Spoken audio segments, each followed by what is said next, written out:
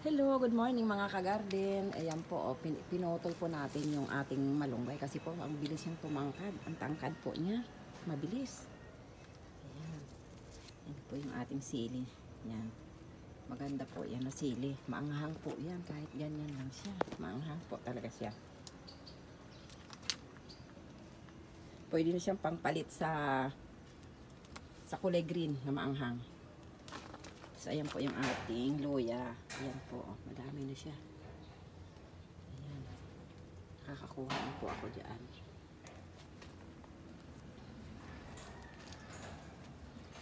May umuwi po sa aming pusa. Ayan oh. May dalawang anak. Pumasok dyan sa kulungan namin. Ayan oh. Ayan oh, kawawa sila oh. Ayan. Hindi ko na siya pinapaalis. Matapang ang nanay. Ayan oh. Ayan oh. Pero binibigyan ko naman po yan ng pagkain.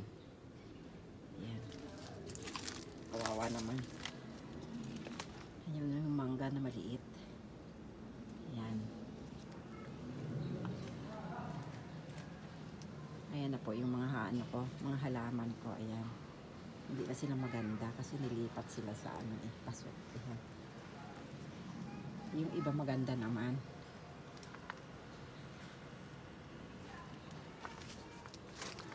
Kasi itong orchids ko na matagal na ito, hindi namumulaklak.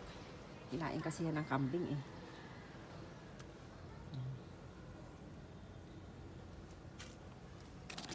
Yan, guyabano po yan.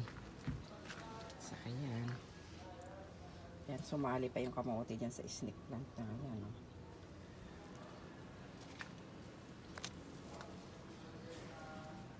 Guyabano din po yan, malaki na. Salamat po.